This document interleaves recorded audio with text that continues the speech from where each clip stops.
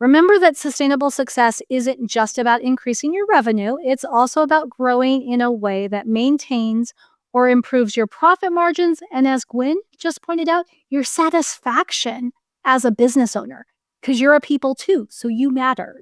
It's the surprising reality that higher revenue does not always translate to higher profit. Understanding why this happens and how to prevent it is crucial to building a sustainable business. Are you feeling overwhelmed, stuck, or uncertain about how to grow your business without sacrificing what really matters most? Welcome to The Business You Really Want, the show for women ready to build a sustainable, fully aligned business. Aligned with what, you ask? You, your values, your life. Seriously, it is possible. I'm Tonya Kubo, and along with business advisor extraordinaire Gwen Bortner, we're here to show you how.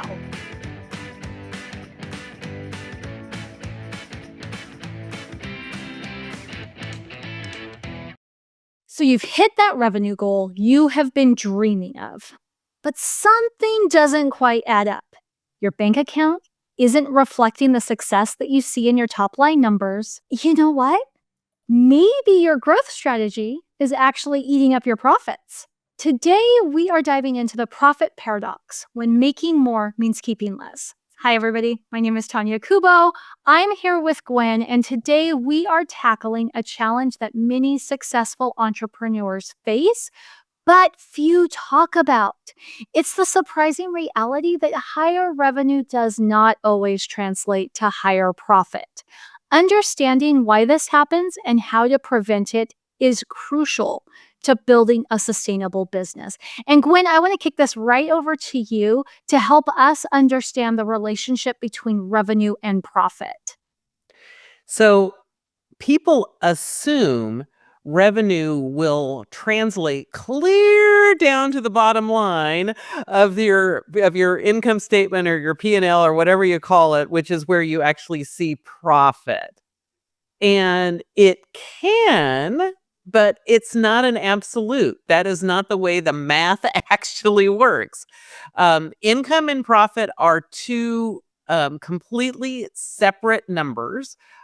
They are related with all the things that go on in between with the income statement, but they are not directly proportional. So, the goal everyone talks about of I want a 7-figure business. If you've got a really successful, like mid 6-figure business, having a successful 7-figure business may mean you're actually taking home less.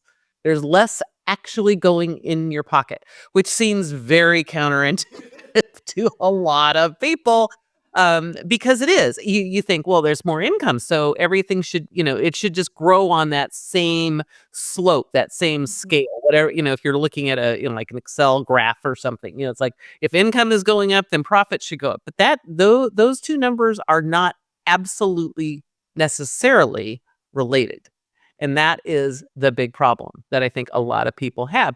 And I think this is why we find a lot of folks wanting to burn down what they consider to be their successful businesses. Back when we kind of started, how we talk at the beginning, you don't have to burn down your business, but you may have grown the business thinking, I'm going to have a 7-figure business. And that way I'm going to be making, X amount more because, it's twice as big as my current business. So I'll make twice as much.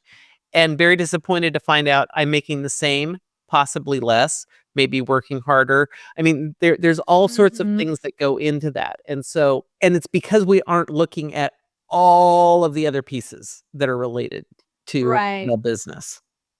Yeah, and I've seen this happen before where you have somebody who is pretty comfortable, let's say 250,000 in revenue as a solopreneur, and and they're feeling that pressure to scale up to $1 million because that's what everybody says success is. And then, but in order to scale up, well, everything is working really well because they're all by themselves. As they scale up, they have to look at, hiring staff. And then they realize that where they had the solid system of fulfillment, right? Marketing and fulfillment for themselves, marketing, sales, and fulfillment, I should say. There's a pretty large amount of time that goes into training other people to do what was already in your head. And then the complaint I often hear is, I'm serving my people less, and I'm spending all this time managing other people, and that's not what I like. And my paycheck is smaller, and now I'm grumpy. What do you think are some other reasons where increasing revenue ends up to less profitability? And of course, this is one of those things that it'll go up and down, up and down, up and down, right? Mhm. And the problem is that just hitting seven figures usually is not the place where you actually can start really making more money. It has to be a number. Mhm. It's not just $1 million. It's usually somewhere in the 2 to 4 ish where you'll actually start making the profit, because there's always this curve back and Mhm. forth, because you do have to staff up and you have to train people, and that staffing and training time is an additional cost, where those new staff people aren't necessarily producing Mhm. at a level that allows for that profit to be there. Often there's other growth things. We're investing more in, whether it's advertising, equipment, there's Mhm. all sorts of things that we're investing for the growth. And many times we have to pre-invest that, Mhm. because we can't do the thing until we have until we have the other, but it's not paying out yet, right? Yeah. And so there's so many things that Mhm. that happen, and then of course there's a number of things that we often don't think about that start to really add up significantly. When we're a solopreneur, we're paying for one user license for, kind of everything. Right? Right. And often we can use a lower level of SaaS service Mhm. because we don't need all of the bells and whistles. And we've recently come across the same thing. We've used the free version of Asana for, like, I've used it for eons, it seems like. Right. But we decided for it to really function the way we need it to function, we're now using the paid version. And so it's not only the paid version, but it's the paid version for enough users. And Right. so all of those costs, we forget that for every, new person that comes in, if they're using that tool, it's not just their salary, Mhm. or, pay, whatever we're paying them, whether they're 1099 or an employee, but it's also all of those user licenses Mhm. that need to go along with it. That's, also an ongoing monthly cost. And often what we find then is we also need new tools, because now, when you're communicating in your head, you don't really need Slack, for example, because you're Right. communicating in your head and you don't need that. But when you've got multiple workers in different time zones and different places and all of those things, you need some of these other tools. So we're adding additional tools on top of it. And so all of these things start going, playing into Mhm. the equation. And, not well, now it's been a couple years ago, but we had a client who came on and says, "So they keep saying I need to make seven figures." She says, "But and she was probably right about 500, six hundred Mhm. thousand dollar income. She had a nice business, but she said, "It appears that if I get to seven figures, I'll be making way less." And I said, "Oh yeah, absolutely, positively. You'll be making Yeah. way less, Now, if she got to, 2 to 4 million, then she probably would be making more, Mhm. but part of it was I don't wanna manage people, like you said. Yeah. And on top of it, what she also the thing that you're often trading Mhm. as we start doing this growth, especially as you get into the upper six figures, like that kind Mhm. of 750K range, is you may be making less money, but you may also have more time back. Right. And so, so there's other elements to play in there as well. Right, and before we go there, because I think that's, like, a whole different topic that we need to talk about as well, because profitability, oftentimes we're thinking of dollars and cents, but there is other aspects of profitability, being more profitable time-wise, being more profitable energy-wise. But Right. going back to what you were saying, I wanna make sure that for the benefit of the listeners, I connect some dots, which is, when you were saying about it's not so much seven figures, it's not 1 million, but it can oftentimes be 2 to 5 million.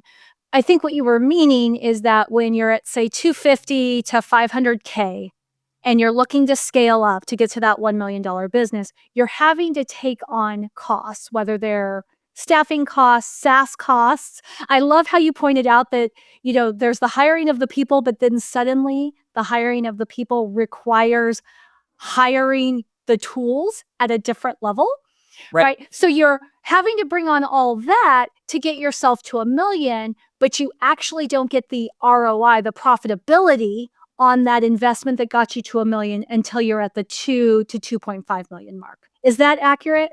Yeah, that's usually the case. What you need to get to the million is a lot of cost. And like you said, the ROI doesn't really hit unless you're getting into the 2 to 5 million kind of range. And so that's one of the problems is we cross that mark and we go, woohoo, we made $1 million. And it's like, oh, but wait, what I really need to make is another $1 million. Right. Yeah, no, okay. So this is helpful. And I think, if you're listening and this sounds so far remote, I just want to bring like one parallel, like life example here, which is, this is the business equivalent of what many families in the US experience when they are a 2-income household and they start having children and they decide to stay a 2-income household. Is you have children, and at some point, the children have to be minded by somebody. While during the workday, they can be minded by one of the parents, in which case we reduce the overall household income, or they can be minded by a childcare provider, in which case we are keeping the household income, but we're reducing the household profitability because now we're allocating a pretty large segment, at least in the US, it's a pretty large segment of your salary over to paying somebody else to take care of kids so that you can then be available to bring in the salary.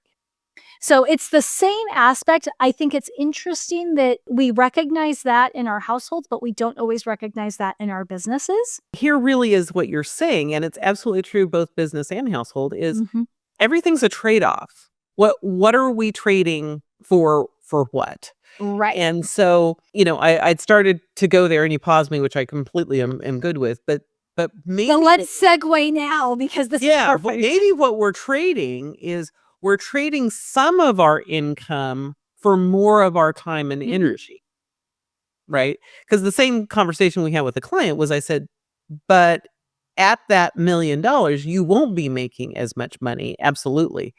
But you also will probably have more time. And that became part of the question of like, how important is that? And, there's not a right answer. It depends on each person as to whether or not there is a right answer. But I've had story after story after story of, I was bringing home $250K, kind of in my pocket when I had a $500,000 business, and I'm bringing home $100K when I have $1 million business, right? And it really is because of that investment that you have to make and where you have to get to. And $1 million is a random number. It's an exciting number because it's one more digit, and for some folks $1 million really could be the number they need to hit to and be really profitable. And for others it's going to be more like 5 million. I mean, like there's so many variables in there for all of the pieces to play out. And this to me goes back to the conversation, I don't remember which episode we had it in, but where we talked about the difference between growth and scale. Right? Growth really is about more. More. Scale is about more without adding more on the expense side, or not more proportion, it's not going up proportionally. It's actually staying less. And that's actually the reason that the 2 to 5 million piece happens, is that's where often they have to grow to 1 million, but then they can scale to 2 to 5 million. So what they invested in to get to 1 million is enough to actually take them quite a bit further. And that's where that profitability starts coming back again. And there's several places that we kind of have these lumps where it's like, oh, the expenses get really high, and it's like, oh, but now they've leveled off, but the income keeps going up, and like I said, we want them to run parallel, like income goes up, profit goes up, but that's just not the way it works.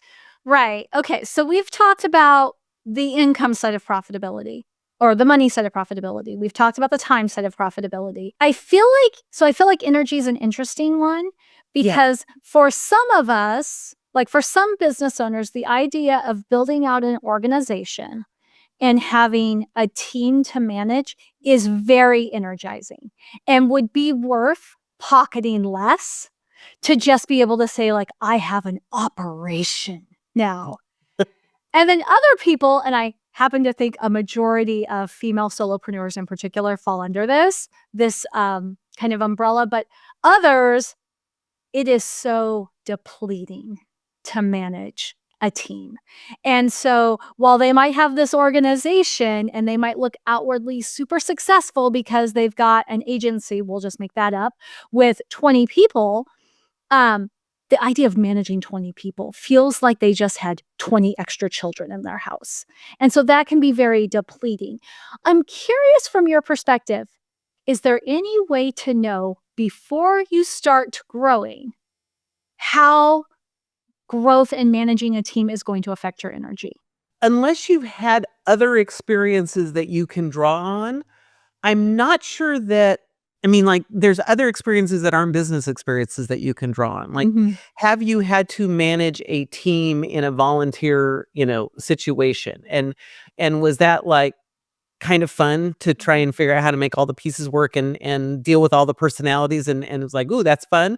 Or was that like, I am never going to be the chairman of the, fill in the blank ever again because all of those people are just nuts, right? If you're in camp A, like I love figuring out all these personalities, you're probably going to be okay with managing a team.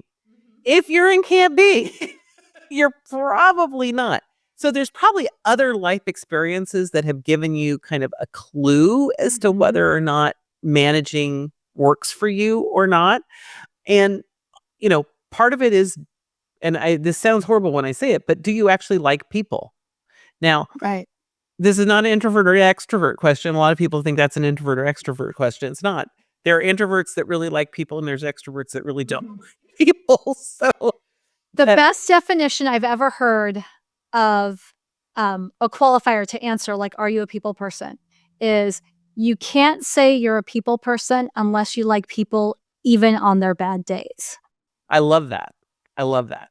And that really is part of it. If you're more of a people person, you'll probably be more likely to be a manager. Not absolute. I mean, this is not an absolute by a long shot. But if you're absolutely really do not like dealing with people, then you're not going to want to be managing people because people are always people.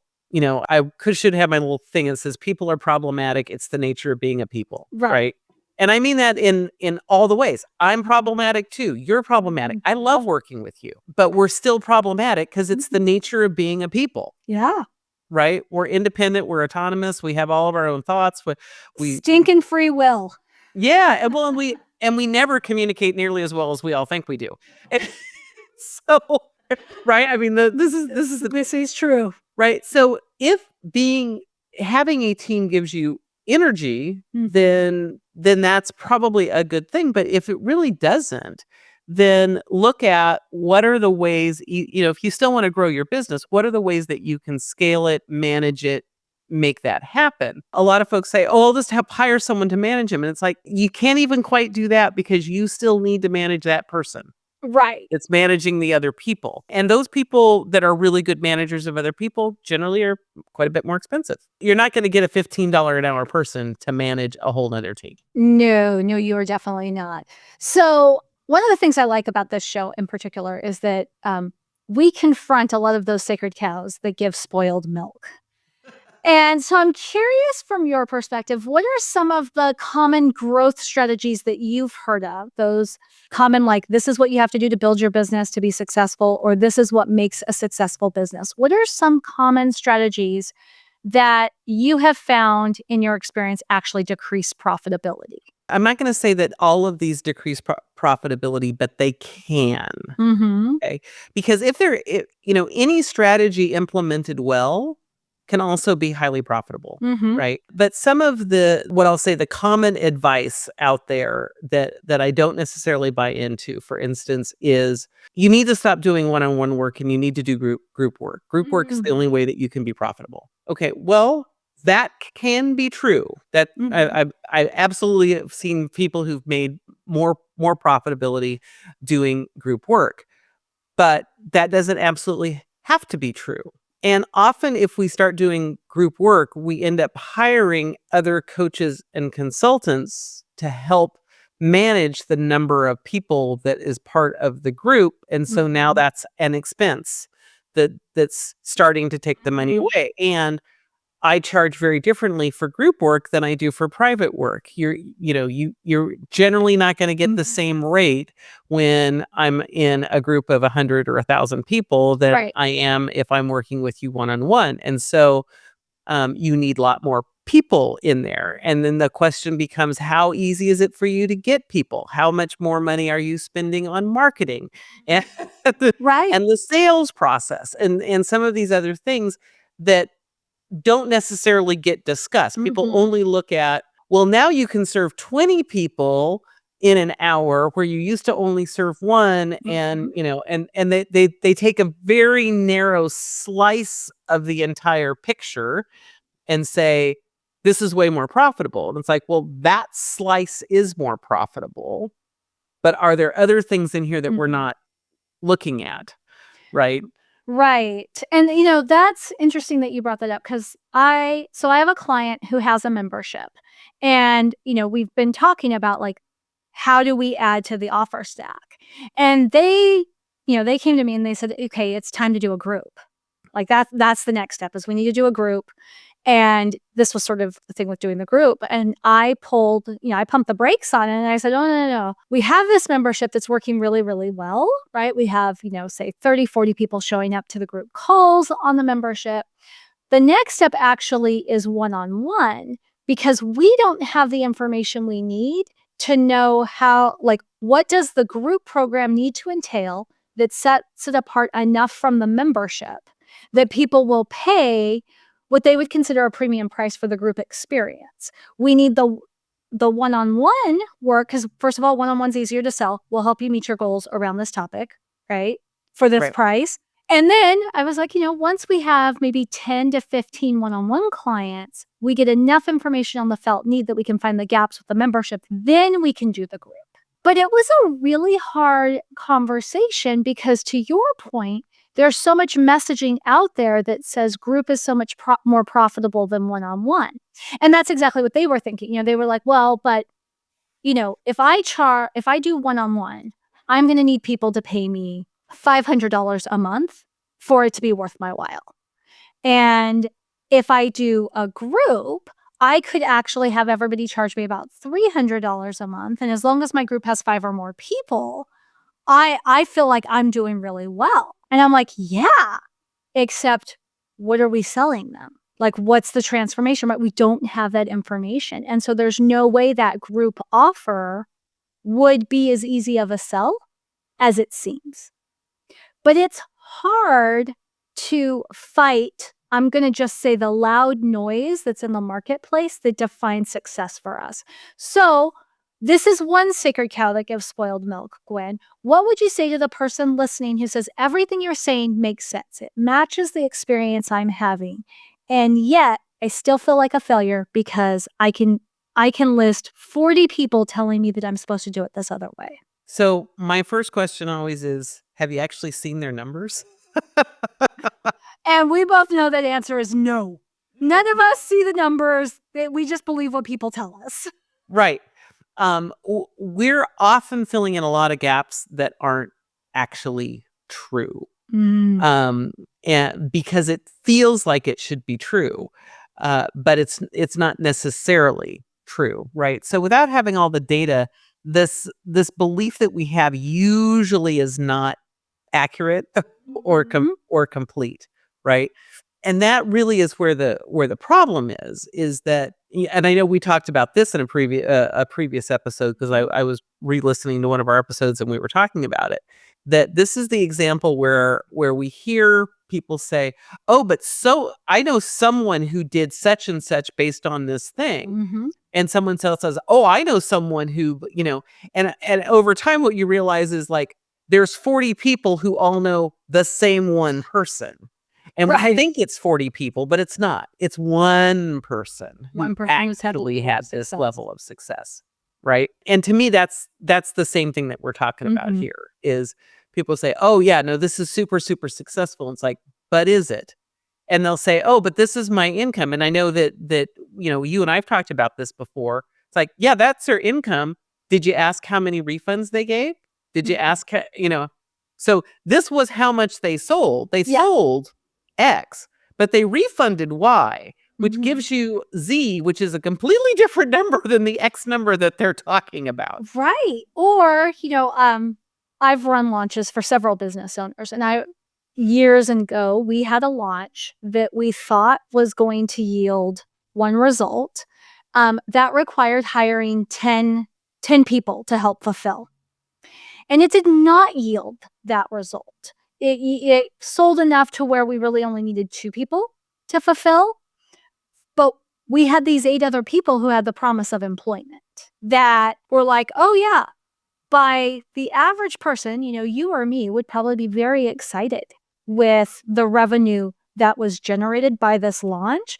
But that is because you and me wouldn't have to pay 10 people to fulfill the amount of work that really only necessitates 2.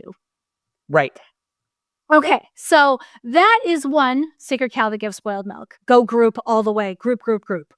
What would you say is another one? So another one is not managing expenses tightly. And this is a conversation you and I have all the time. And I know sometimes it gives you the hives, so I'm gonna warn you. But we start buying SaaS tools because we need this and we need that and we need the other thing, and we're not really paying close attention to, are we using this tool? Do we already have another tool that does this thing? All of those pieces. And as I said, as we add people, we're adding X number of users, Mhm. each time on these SaaS tools. And all of a sudden, if you look, you can easily say, oh, wait a second, this tool, pick tool, doesn't matter, tool X, Mhm. we don't actually need that tool. Mhm. And or we don't need everybody to have access to it. Yeah. There's multiple things there. This is another one of those pieces that we think everybody should have access to everything all the time, and that we need all the tools. We Mhm. don't need all the tools. We need the right tools, and we need to make sure the right people have access. Our CRM tool for a long time, there was a point that we were giving you access, Mhm. and it was like, because it made sense because we were trying some things. And Yeah. once we realized, no, it doesn't actually make sense for you to have access, we took it away. This is $10 a month. This is not going to break the bank, Right. but it's a procedure, it's a process, it's a behavior Mhm. that we're always looking to keep those numbers streamlined as much as possible. And when you're growing, that's one of the things that'll go out of control that actually is taking away your profit. I mean, like I said, $10 is $10, but I'd rather have the $10 in my pocket. Thank you very much. Right. Well, and I want to talk about this, right? Because this process that you're talking about, it's really and this is what I think business owners don't have. It's having a process and procedure in place to identify profit leaks in your business consistently. And I think what happens with businesses is, if you're lucky, most business owners will check for profit leaks once a year. But most of the time, they will not look for profit leaks unless money is tight. And Yes. if they're in a flush period, right, where, and welcome to anybody who was in business in 2020, right? The money was coming in hand over fist in most online business arenas. You didn't have any need to look, because there was always more money than you knew what to do with, because it was doing so well compared to 2019, 2018. But then when when the market corrected, everybody's like looking at every little dime. And so I think it's important that we make sure that we've got this process and procedure for identifying profit leaks in your business. One place, and I love that you brought this up, is SaaS tools. And I'm, as a marketing professional, I really want to drill in on this because there's a couple of things that I think the average business owner who isn't as techie as me and isn't as systems focused as the two of us are, they will overlook or they won't even think about, which is SaaS tools change all the time. And so it's entirely possible for you to have a tech stack today, right? A series of services, software services that you rely on desperately for your business that a year from now aren't going to be the same tools you need to be successful, because any one of those tools could have added features that makes another tool redundant. Mm-hmm. Any one of those tools may decide that they want to increase the fee that they're charging at the same level of service that you're getting, or at a lower level of service, right? They want to drop down the service and increase the rates. I mean, this is something that I've experienced. There's a SaaS tool that I would have told you, Gwen, 3 months ago, I could not live without. It's been part of my business. It's been a crucial part of my business since 2018.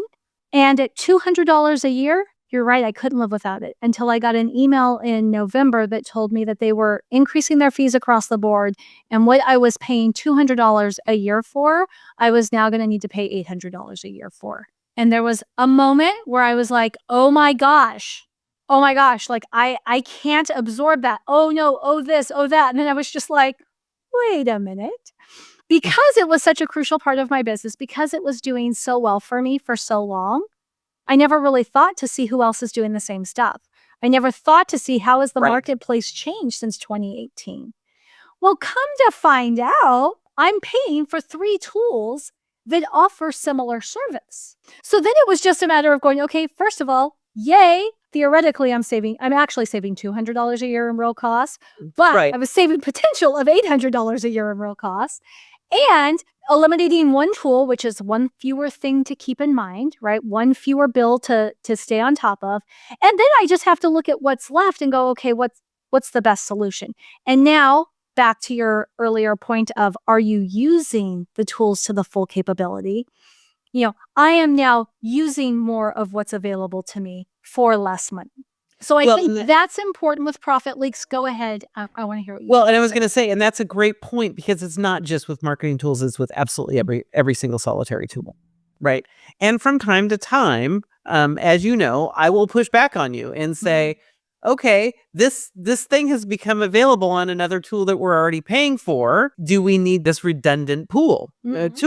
And sometimes it's like, yeah, but it doesn't really do this thing that we need. And it's like, okay, fine, but we have to look. Right.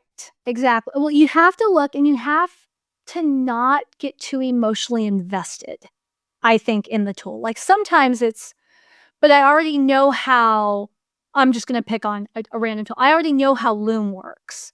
I don't want to learn how Zoom, like how their version of Loom's features work in order to make the comparison. But it's worth it when you're looking at if your profitability is really important to you, because your profitability doesn't have to be important to you, right? It's your business. You get to decide what's most important. Maybe for you, revenue is more important than profitability. But if the profitability is important, looking at the tools that you are paying for consistently, whether they're on annual renewal or monthly renewal, is an important place to look to see if you're leaking money.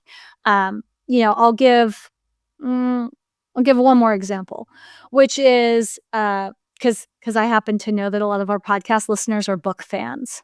Okay, so something that I just found out very recently. So I have been using Audible since 2019. So I get like 1 credit a month for Audible. And it was because I was working for an organization that required you to read a certain number of books per month, and they would reimburse you the cost of books. So I was like, well, if I get Audible, will you just reimburse me the cost of Audible? Because I think that's going to actually come out a lot cheaper in the end. They were like, sure. Well, I left the organization, never thought to cancel Audible. Well, I've now found out, so keep in mind, I also pay for Spotify. And I pay for Spotify because I use it for virtual events and things like that. And I don't want commercials. Well, I found out that as a Spotify user, I can get 15 hours of audiobook listening included with what I'm paying for Spotify. So I've don't think I've ever listened to 15 hours of audiobooks in a single month because I don't have time for that. Some people might. But, the average book I listen to is like 8 hours of listening time. So I could get 2 books with Spotify. And then a friend of mine just told me that as an Amazon Prime user, you can actually get 1 audiobook download per month included.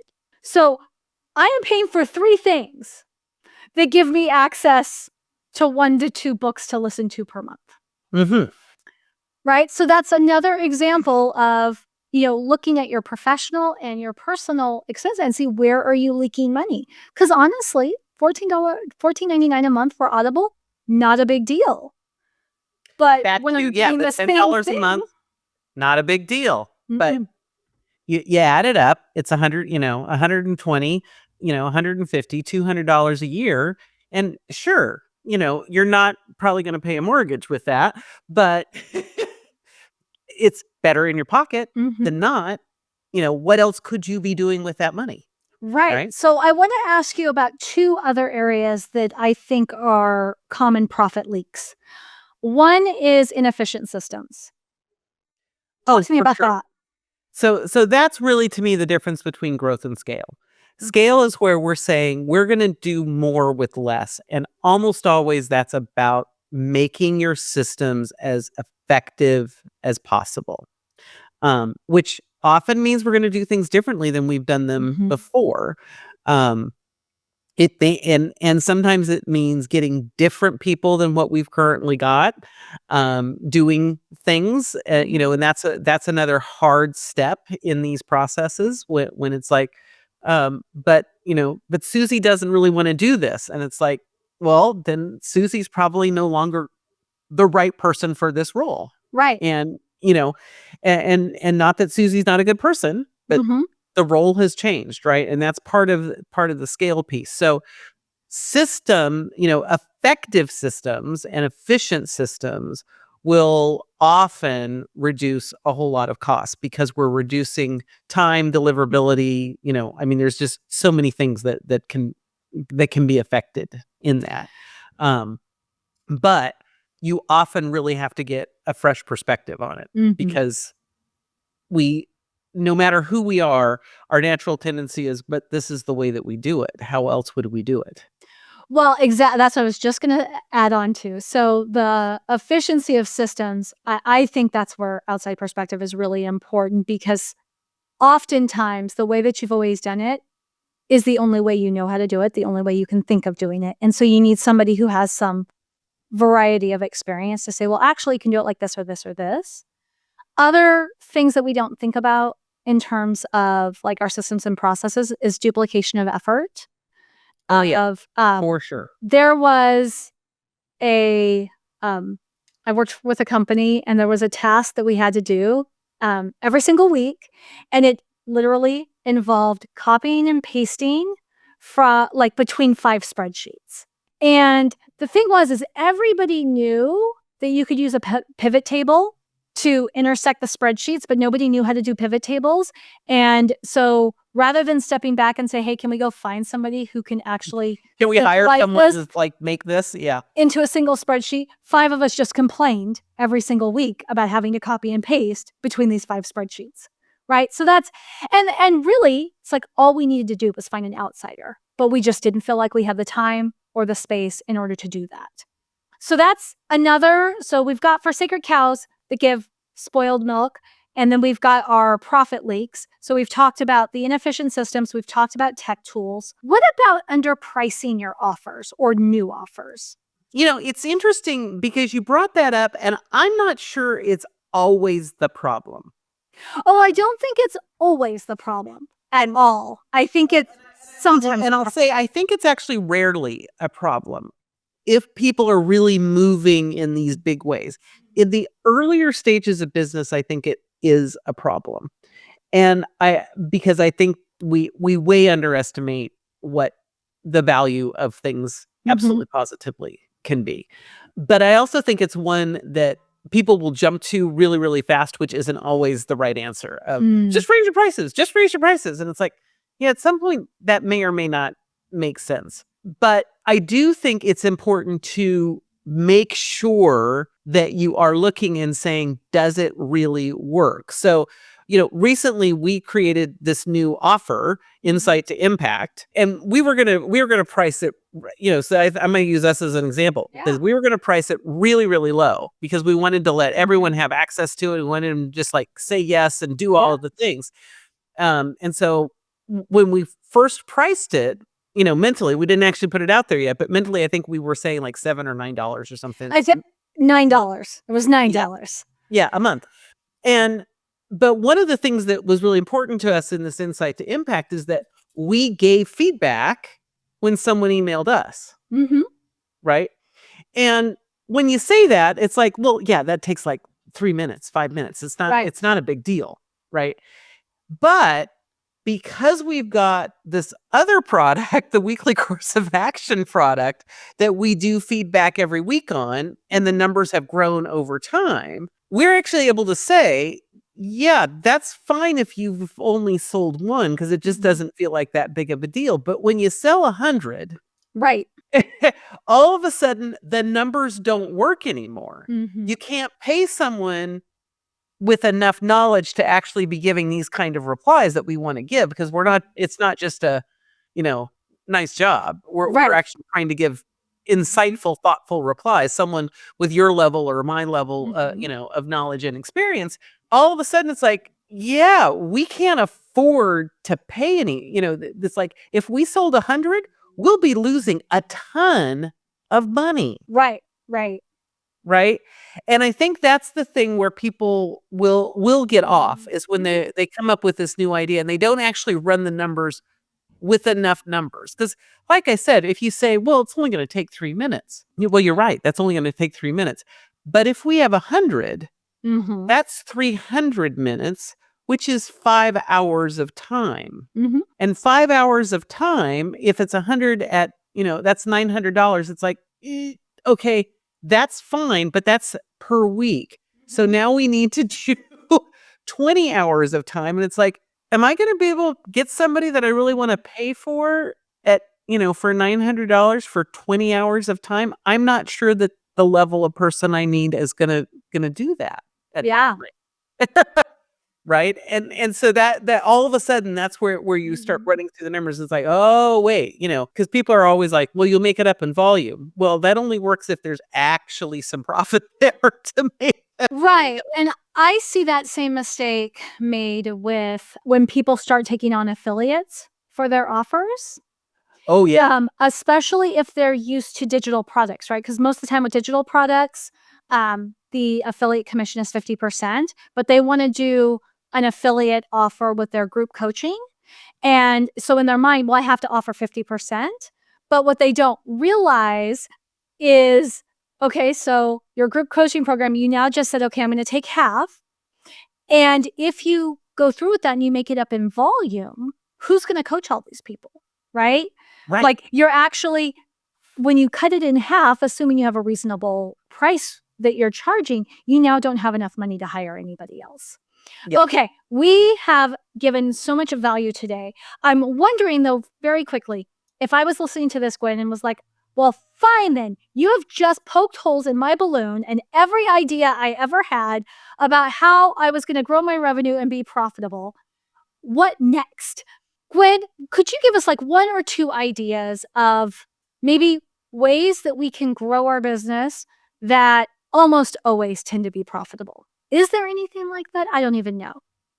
I don't think there's any absolutes on that. I think it really is about being careful and looking at the picture, both small and large, and say, do these things really work the way that it makes sense? And not just looking at what I said, the tiny slice, but looking at the whole slice, not just saying, well, I'm going to make this much and it's going to cost this much, so I'm going to make this much more. But it's like, but what are all the other things that go into making, this more money, whatever it happens to be? And if you're finding things that are profitable, then do more of that. Right. And also, I have to say this because I think this is really important for what our whole philosophy is. Don't just do more so it makes more money. unless truly your driver is money, almost no one that their driver really is truly Mhm. money. Make sure that it's what you really love. Yeah. Because that's actually the quickest way I've ever seen people be more profitable Mhm. is that they focus on doing more of what they truly love. Yeah. Yeah, that's good. Oh my gosh, mic drop moment there. Okay, well, today we've explored why making more money doesn't always mean keeping more money and how to ensure your growth strategy supports rather than sabotages your profitability. Remember that sustainable success isn't just about increasing your revenue, it's also about growing in a way that maintains or improves your profit margins. And as Gwen just pointed out, your satisfaction as a business owner, because you're a people too, so you matter. If you found value in today's discussion, you might be interested in Insight to Impact. That was the product that Gwen was just talking about. It's our premium weekly accountability subscription that helps you gain clarity on your business one reflection at a time. Each Friday, you receive a thought-provoking question designed to help you examine a specific aspect of your business. When you respond, you'll get personal feedback to help you implement positive change that creates sustainable, consistent performance across your business. Head to everydayeffectiveness.com/impact to learn more. We will see you next time. Thanks for tuning in to The Business You Really Want with Gwen Bortner. I'm Tonya Kubo, reminding you that sustainable success is within reach. Make sure to subscribe to the show and visit thebusinessyoureallyWant.com for more resources. Until next time, keep dreaming big and acting with intention.